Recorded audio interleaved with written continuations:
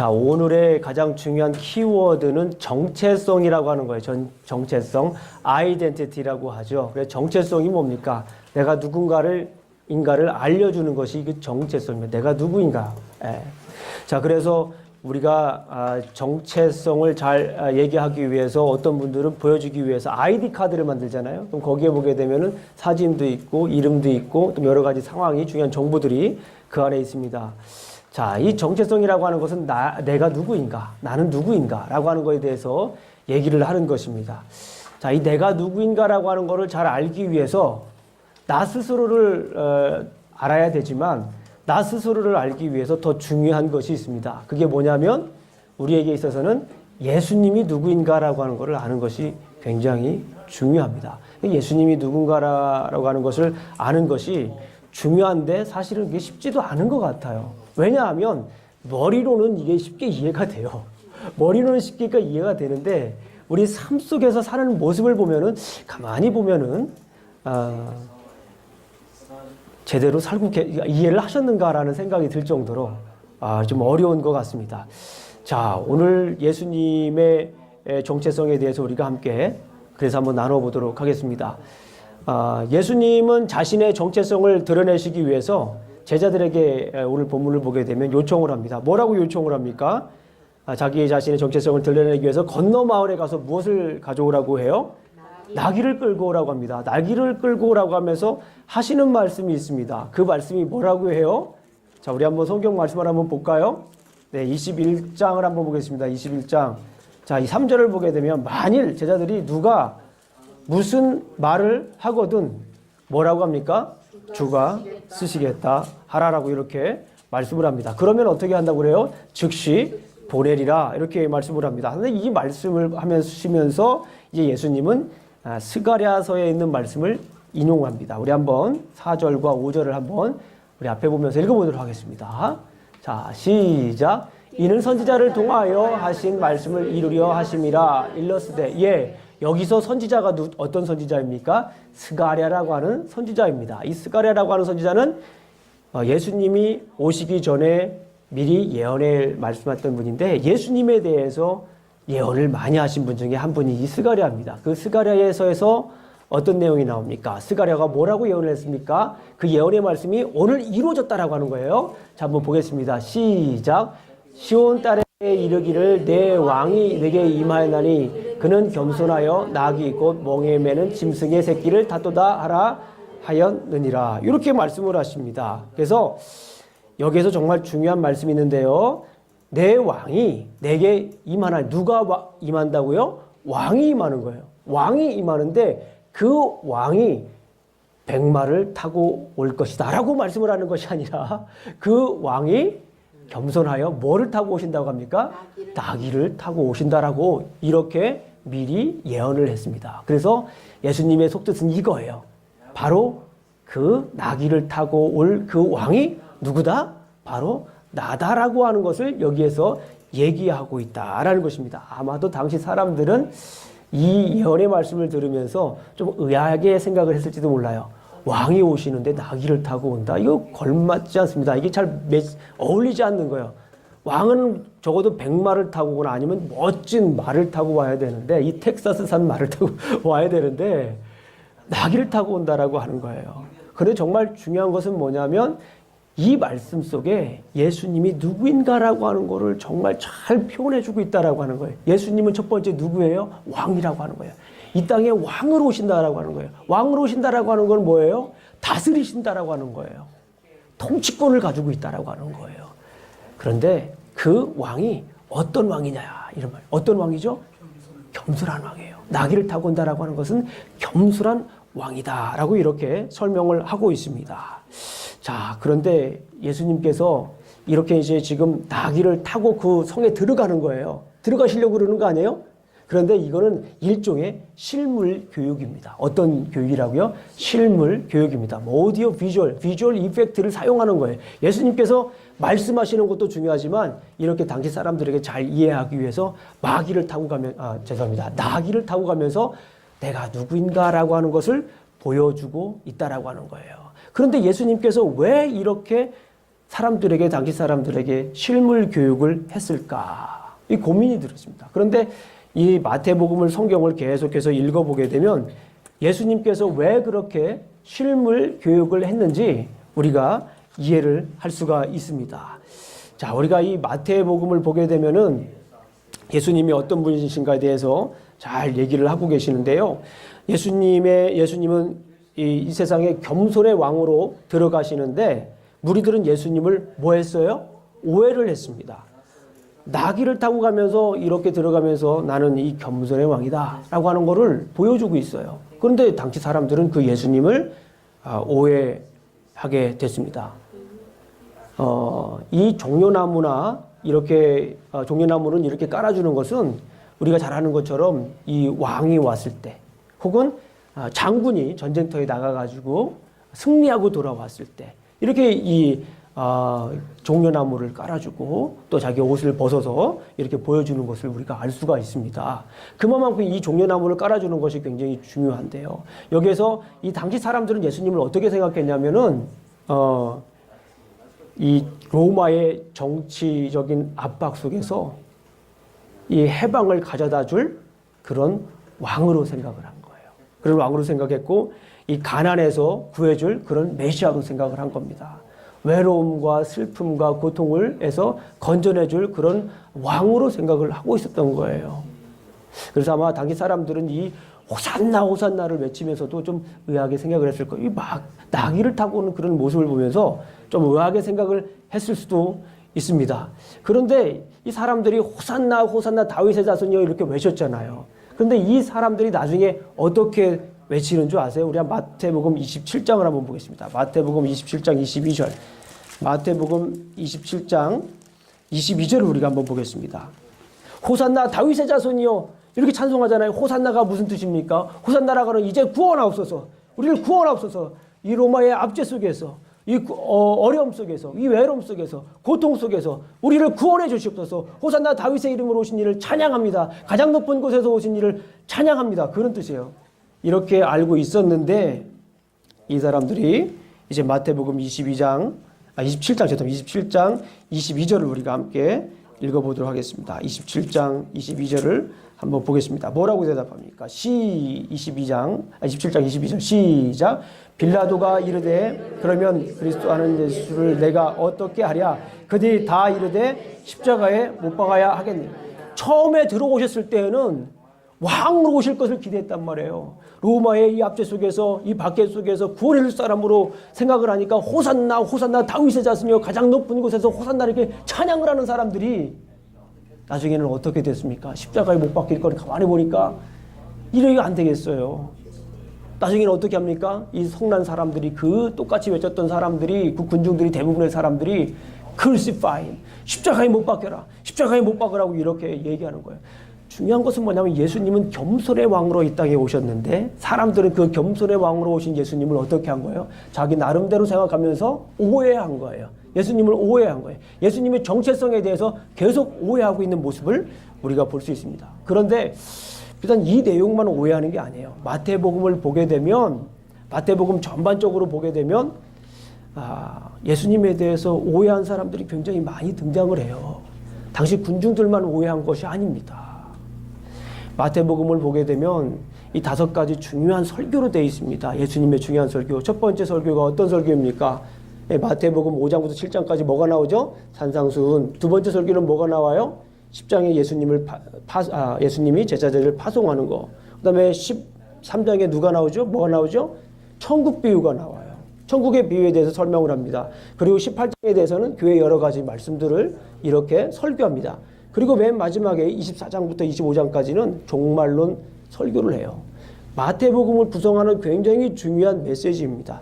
이 메시지를 쭉 한번 우리가 잠깐 훑어볼게요. 예수님이 누군가? 1장부터 4장까지는 예수님이 누구인가? 그러니까 족보를 통해서 예수님은 구약의 예언의 성취다. 그리고 예수님은 이 세상을 구원할 사람이다. 그리고 예수님은 동정녀 마리아에게 태어나신 거예요. 그리고 나서 4장에 보니까 예수님께서 진짜 하시고 싶은 얘기를 하시는 거예요. 뭐라고 대답합니까? 마귀로부터 시험을 받으신 후에 회개하라.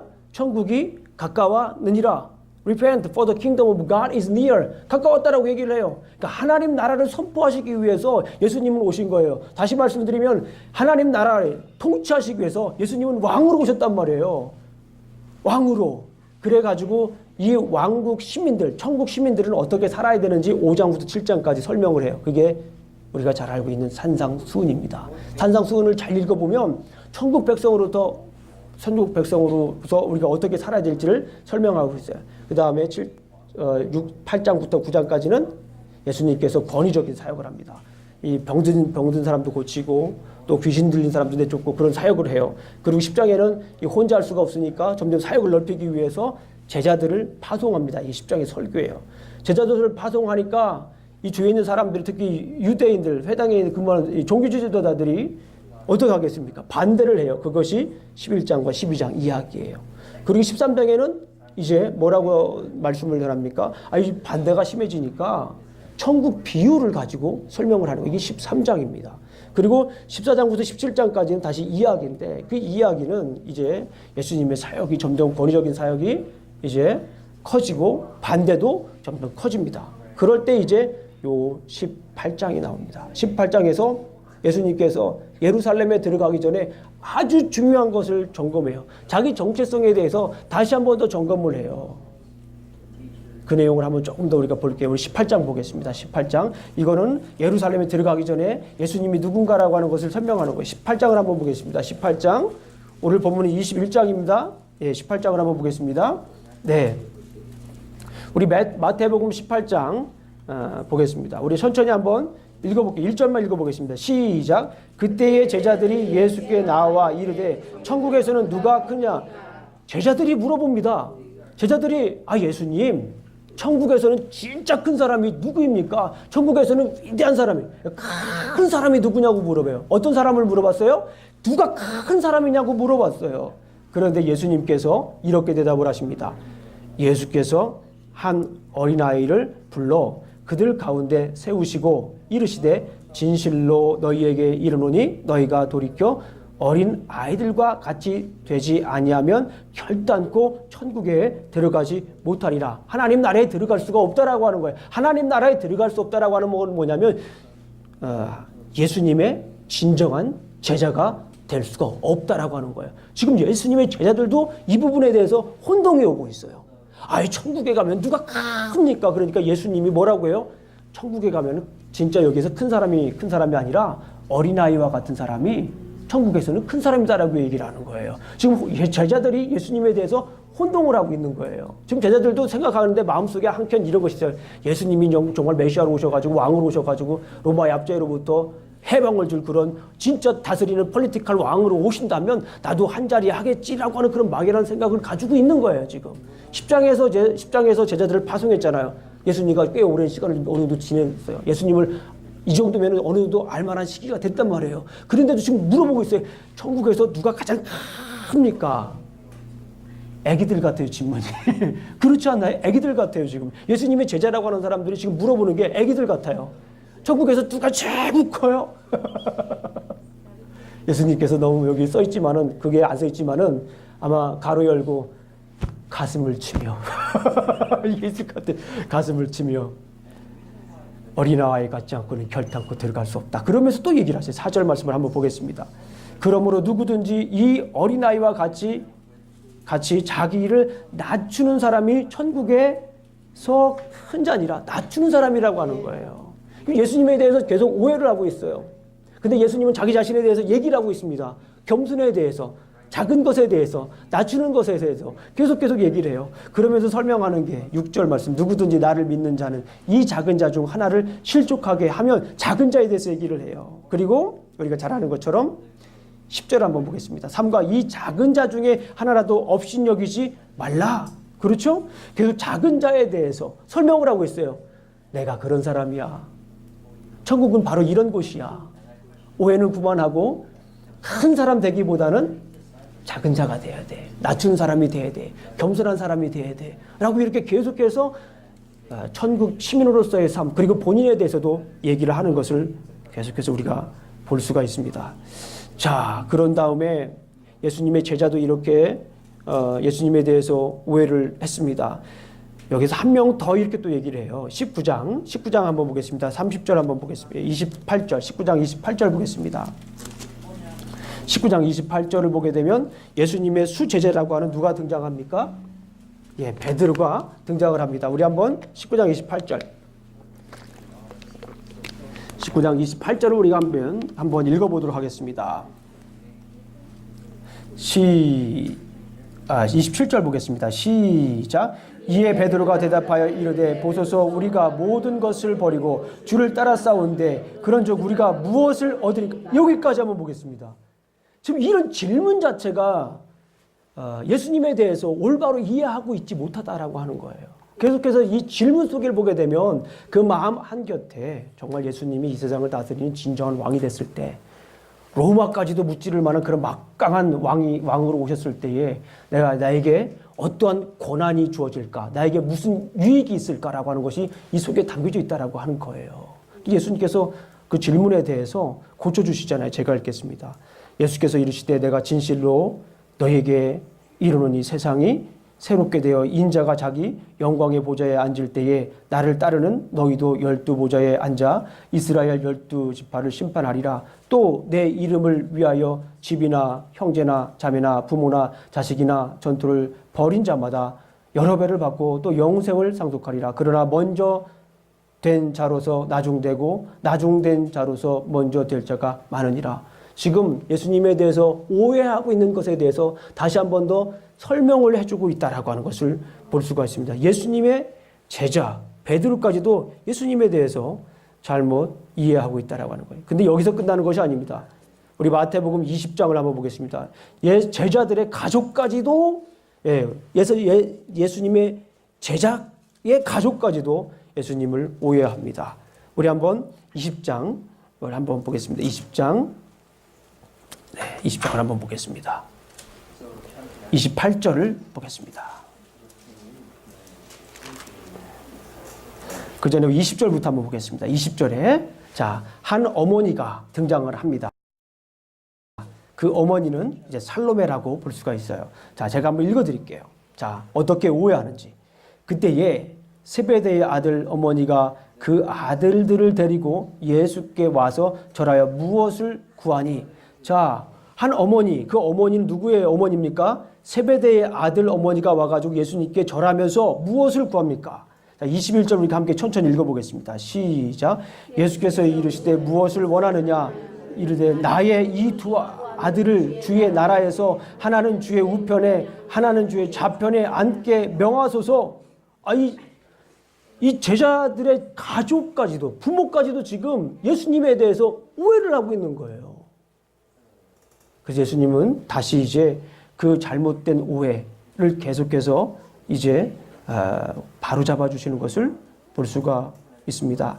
이르시되 너희가 과연 내 잔을 마시려니와 내 우편에 앉은 것은 내가 주는 것이 아니라 내 아버지께서 누구를 위하여 예배하셨든지 그들이 얻을 거예요. 나는 그런 권한이 없다라는 거예요. 그러니까 그런 잘못된 생각을 바꾸라는 거예요. 당신들은 지금 나에 대해서 이 세상을 통치할 피지컬한 정치적으로 통치할 여러분들에게 당신 백성들에게 많은 부를 줄 고통을 해결할 그런 왕으로 생각을 하고 있는데 나는 그런 게 아니다라는 거예요. 난 그렇게 높은 자리에 온 사람이 아니라고 하는 거예요. 지금 그 부분에 대해서 계속해서 지금 바로잡아주고 있는 것을 볼 수가 있습니다. 예수님께서 이 땅에 오신 목적에 대해서 지금 오늘 이 본문 그러면서 21장으로 이제 넘어갑니다. 21장으로 넘어가서 예수님께서 하다 분통이 터지는지 분통까지는 안 터졌겠지만 마음이 너무너무 답답해가지고 이제 뭘 하는 거예요? 실물 교육을 하는 거예요. 실물 교육. 그게 뭡니까? 안 되겠다. 이렇게는 나를 오해하는데 내가 직접 실물 교육을 해주겠다. 뭐를 타고 가는 겁니까? 예언된 대로 나귀를 타고 입성을 합니다. 근데 사람들은 그것마저도 눈에 들어오지 않아요. 이미 사람들 머릿속에는 예수님은 이 세상을 통치할 정치적인 왕으로 이미 자리 잡고 있었기 때문에 어떤 모습으로 예수님이 들어와도 그것에 대해서 아랑곳하지 않아요. 나귀를 타고 겸손의 왕으로 나는 가는 거다라고 하는 걸 보여주는데 그곳에 관심이 없어요. 지금 사람들은. 계속해서 예수님이 왕이 됐을 때 내가 무엇을 할 수 있을까를 계속 물어보는 거예요. 예수님, 저에게 무엇을 줄 겁니까? 제가 이렇게 열심히 따라다니면서 예수님이 하라는 대로 하게 되면 제가 무엇을 줄 겁니까? 라고 지금 계속 요구하는 거예요. 심지어 누구까지? 제자들의 어머니까지도 가로 열고 치맛바람 가로 닫고 이렇게까지 지금 예수님에 대해서 오해하고 있는 모습을 볼 수가 있다라고 하는 겁니다. 그러나 예수님께서는 오늘 본문을 통해서 나는 겸손의 왕이다. 따라해 보겠습니다. 나는 겸손의 왕이다. 나는 겸손의 왕이다라고 하는 것을 이렇게 보여주고 있다라고 하는 것입니다. 오늘 본문에 있는 말씀을 요약하면 이렇습니다. 사람들은 예수님을 지극히 높으신 왕으로 맞이하셨지만 예수님은 겸손의 왕으로 예루살렘에 들어가셨다. 예수님은 하나님이셨지만 우리를 구원하기 위해 종의 몸으로 오셔서 십자가에 돌아가셨습니다. 예수님은 겸손의 왕으로 이 땅에 오셨어요. 제가 이번 주간에 이 겸손이라고 하는 것에 대해서 계속해서 묵상을 했습니다. 지난번에 말씀을 이제 종려주일이었고 또 이 종려주를 통하여서 예수님이 누군가라고 하는 것을 보여주셨고 그 중에서도 가장 중요한 겸손의 왕이었기 때문에 겸손이라고 하는 것을 한번 생각을 해봤습니다. 일전에도 한번 말씀을 드렸지만 이 겸손이라고 하는 것은 나 혼자만의 문제가 아니에요. 아유 내가 그냥 혼자 겸손하고 낮아지면 되겠지가 아니라는 거예요. 겸손이라고 하는 것도 역시 관계적인 차원이 굉장히 큽니다. 네. 생각을 해보세요. 겸손한데 나 혼자 겸손한 게 그 겸손이 아니지 않습니까? 서로 사람들과의 관계 속에서 나오는 겸손이에요. 그래서 제가 이 겸손이라고 하는 단어를 일전에도 한번 말씀드렸지만 영어 한 단어로 한번 생각을 해봤습니다. 그 단어가 무엇이냐면 understand예요. 겸손이라고 하는 것은 understand. 우리가 이 understand가 무슨 뜻이죠? 이해한다라고 하는 거잖아요. 그런데 지난번에 말씀드렸지만 understand라고 하는 것을 이렇게 분리해 보면 understand 밑에 가 쓰는 거예요. 겸손이라고 하는 것은 밑에 가 쓰는 거예요. 밑에 가 쓰는 게 뭐예요? 이해하는 거예요. 그래서 나 혼자 밑에 가는 거는 큰 의미가 없어요. 나와 이렇게 관계한 매를 맺는 가족일 수도 있고 직장에서 동료일 수도 있고 교회 성도님일 수도 있지요. 내가 내려가는 거예요. understand 하는 거예요. 그것이 바로 겸손이에요. 이거의 가장 대표적인 사람이 누구예요? 예수님이에요. 예수님이 하늘보다 높은 곳에 계셨는데 하늘에 계셨는데 그거를 버리고 어떻게 하셨습니까? 이 땅에 내려오신 거예요. 이해하신 거예요, 우리를. 그게 겸손입니다. 가장 대표적인 분이 예수님이에요. 예수님께서 그래서 이 땅에 오실 때 나귀를 타고 오신 거예요. 말구에서 태어나신 거예요. 왕으로 오셨지만은 어떻게 하기 위해서요? 겸손하게 하기 위해서. 어떻게 하기 위해서요? 이해하기 위해서. 언더스탠드 하신 겁니다. 제가 우리 성경 말씀을 한번 읽어드리겠습니다. 우리 빌립보서 2장에 있는 말씀입니다. 너무나도 중요한 말씀이에요. 빌립보서 2장 5절에 있는 찾아볼까요? 우리 한번 319쪽입니다. 빌립보서 2장에 있는 말씀입니다. 빌립보서 2장 5절 말씀 한번 우리 함께 읽어보겠습니다. 빌립보서 2장 하면 우리 교회 성도님들은 딱 두 가지를 생각하세요. 두 가지. 첫 번째 예수님의 겸손, 두 번째 삼위일체. 빌립보서 2장에는 예수님의 겸손과 삼위일체가 여기 등장합니다. 삼위일체가 없다고 막 사람들 뭐 어디 성경에 나왔냐고 그러는데 빌립보서 2장에 나왔어요. 제가 한번 천천히 읽어드릴게요. 너희 안에 이 마음을 품으라. 곧 그리스도 예수의 마음이니 그는 근본 하나님의 본체시나 하나님과 동등됨을 취할 것으로 여기지 아니하시고 어떻게 했어요? 오히려 자기를 비워 종의 형체를 가지사 사람과 같이 돼서 거기에 써놓으세요. understand. 거기 써놓으세요. 내려오신 거예요. 위에 계셔서 내려오신 겁니다. 겸손의 왕으로 내려오신 거예요. 이해하신 거예요. 우리를 이해하시기 위해서. 사람의 모양으로 나타나사 자기를 어떻게 했습니까? 낮추시고 내려오신 거예요. 작아지신 겁니다. 예수님께서 죽기까지 복종하셨으니 그 십자가에서 죽으심이라. 이러므로 하나님이 그를 지극히 높여 모든 이름 위에 뛰어난 이름을 주셨다라고 하는 것입니다. 예수님께서 하늘 보좌 버리고 이 땅에 내려오신 것 자체가 언더스탠드예요. 뭘 하기 위해서? 우리에게 실물 교육을 보여주시기 위해서. 나귀를 타고 이 땅에 오신 거예요. 뭐 하기 위해서? 실물 교육을 하기 위해서. 그것이 뭡니까? 겸손하라. 무엇을 보여주기 위해서 그렇습니까? 겸손하라. 다른 사람에게 내가 내려가는 것이 겸손입니다. 그러나 많은 사람들이 그게 쉽지가 않습니다. 여러 가지 이유가 있지만 아니 목사님 가끔 그래요. 목사님 제가 겸손하려고요. 예? 큰 마음 잡고 그냥 새벽기도 한 3일 동안 열심히 하고 가서 겸손해지려고 가서 낮추니까 아니 그 사람이요 오히려 더 저를 그냥 막 무시하고 그러던데요. 그럴 수 있어요, 없어요? 있어요. 그런데 여러분들 정리하세요. 여기서 그런 개념들을 정리하세요. 그것은 그 사람 몫이에요. 그것은 그 사람 몫이에요. 중요한 건 뭐냐면 나의 몫이 무엇인가? 예수님이 나에게 원하시는가가 무엇인가가 중요한 거예요. 안 받아주면 that's it, no more. 그거는 그분 몫이에요. 주님께서 알아서 하시겠죠. 그러나 중요한 건 적어도 내가 그렇게 시도를 해야 돼요. 낮아져야 됩니다. 사람들은 그러죠. 내가 안 가는 게 참 쉽지가 않아요. 실질적으로 보게 되면 아까도 말씀드렸죠. 새벽기도 3일, 또 어떤 분은 금식하고 해야 결정할 수 있는 아주 쉽지가 않습니다. 보통 사람들이 왜 그래요? 보통 사람들 뭐라고 생각해요? 내려가지 않고 뭐라고 해요? 네가 와라. 당신이 오라고 하는 거죠. 네가 와라, 네가 와라. 그러잖아요. 근데 성경은 네가 와라가 아니에요. 네가 와라가 아니라 성경은 내가 내려가는 게 성경입니다. 이게 겸손이에요. understand. 그런데 정말 중요한 게 있어요. 내가 이렇게 내려가면, 내가 이렇게 understand 해가지고 내려가면 누가 올라갈까요? 그 사람. 그 사람이 아닙니다. 나를 화나게 했던 그 사람이 올라가는 게 아니라 내가 내려가면 누가 올라가는 거예요? 예수님이 올라가는 거예요. 내가 내려가면 누가 올라가는 거라고요? 예수님이 올라가는 거예요. 그래서 어쩌면은 겸손이라고 하는 것은 내가 내려갈 때에 예수님께서 높임을 받는 게 겸손이에요.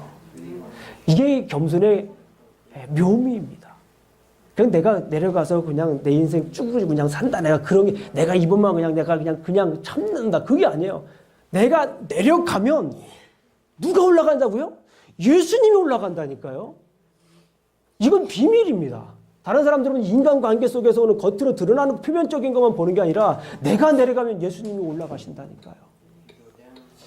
어떤 면에서 보게 되면 이게 진정한 찬양일 수가 있어요. 우리가 그냥 찬양 부르고 하는 예수님 찬양 밤새도록 부르는 찬양도 중요하지만 우리 삶 속에서 예수님께서 보여주신 그 겸손의 미덕을 내가 내려갈 때에 주님이 올라가는 거, 그게 찬양입니다. 찬양이 뭡니까? 찬양이 호산나 다윗의 자손이요. 이제 호산나 다윗이 이건 말은 올바른 찬양이에요. 말은 올바른 찬양이지만 마음은 전혀 다른 오해한 찬양입니다. 이건 찬양이 아니라 찬양을 가장한 노래입니다. 진정한 찬양은 우리 삶 속에서 우리의 삶으로 드리는 그게 진정한 찬양이에요. 그 중에 하나가 뭐냐면 내가 낮아지면 주님이 뭐 한다? 올라간다. 이게 찬양입니다. 이게 찬양이에요. 여러분들은 어떤 찬양을 드리고 있습니까? 여러분들은 어떤 곡조로 찬양을 하고 있습니까? 느린 템포로 갑니까? 빠른 템포로 갑니까? 아니면 합창을 합니까? 솔로를 하십니까? 중요한 것은 뭐냐면 어떤 형태이든지 간에 내가 낮아지면 주님은 어떻게 한다고요? 올라가시는 거예요. 우리 삶 속에서 그런 찬양 많이 부르시길 주님의 이름으로 찬양합니다. 다음 주에는 우리 한번 그런 고백을 함께 나눴으면 좋겠습니다. 어떤 찬양 불렀어요? 어떻게 불렀어요? 이게 서로 간증이 됐으면 좋겠어요. 내가 낮아지면 주님은 높아지는 것입니다. 예수님께서 겸손의 왕으로 이 땅에 오셨어요. 바로 이것 때문에 오신 거예요. 십자가에 못 박혀 돌아가셨어요. 바로 이것 때문에 오신 거예요. 그러니까 여기 보니까 아까도 말씀드렸지만 빌립보서 2장 제가 한번 마저 읽겠습니다. 사람의 모양으로 나타나사 자기를 낮추시고 죽기까지 복종하셨으니 곧 십자가에서 죽으심이라. 여기서 빌립보서 2장이 딱 끝났으면 너무 허무해요. 죽으심이라. 그렇게 끝나지 않고 9절에 보니까 이러므로 하나님이 그를 지극히 높여. 여기 높여에다가 밑줄을 그으셔야 돼요. 예수님이 이 땅에 내려오시니까 understand 하니까 그걸 가만히 두시지 않았다는 거예요. 어떻게 합니까? 높여 들어쓰시는 거예요. 이게 신앙의 원리입니다. 우리 한번 옆에 분들 한번 보면서 이렇게 한번 고백을 해보겠습니다. 예수님의 겸손을 함께 불러요. 예, 겸손을 부른다라고 하는 말은 다른 사람들이 들었을 때에 이해가 되지 않는 말입니다. 그러나 오늘 이 말씀을 보게 되면 겸손이라고 하는 것이 뭡니까? 찬양이에요. 겸손을 불러요. 찬양입니다. 우리 한번 다시 한번 해보겠습니다. 예수님과 우리 함께 옆에 있는 분들을 보고 하겠습니다. 이건 다른 편에 있는 분들. 우리 함께 쑥스러웠어요. 우리 함께 겸손을 불러요. 우리가 내려갈 때에 이제 예수님은 올라갑니다. 그러므로 하나님이 그를 지극히 높여 모든 이름 위에 뛰어난 이름을 주사 하늘에 있는 자들과 땅에 있는 자들과 땅 아래에 있는 자들로 모든 무릎을 예수의 이름에 꿇게 하시고 모든 입으로 예수 그리스도를 주라 시인하여 하나님 아버지께 영광을 돌리게 하셨느니라. 아멘. 우리 예수님처럼 겸손으로 서로 섬기시길 주님의 이름으로 축원합니다. 상대를 이해하고 내려가는 삶이 되시길 주님의 이름으로 축원합니다. 주위를 우리 한번 둘러보십시오. 내가 오늘 함께 겸손을 불러야 할 분이 누구인가 한번 생각해보고 함께 더불어서 오늘 우리 아이누스 성가대가 아름다운 찬양을 들렸듯이 우리 삶 속에서 겸손으로 주님의 이름을 높이는 귀한 삶 되시길 간절히 축원합니다. 기도하시겠습니다. 아버지 하나님 감사합니다. 오늘도 이렇게 또 말씀을 나누었습니다. 아버지 하나님 이 땅에 겸손의 왕으로 모시어서 우리가 겸손한 삶을 살기를 원하시는 주님, 우리가 겸손하게 주님 앞에 살아가겠습니다. 이것이 단순히 우리의 인격적인 문제가 아니라, 이것이 단순히 우리의 성격적인 문제가 아니라, 이것이 이 땅에 예수님이 오신 목적이라고 하는 것을 분명히 알았습니다. 우리 이제부터 겸손으로 서로 주님의 이름을 높이는 삶이 될 수 있도록 지켜주시옵소서. 예수님 이름으로 기도합니다. 아멘.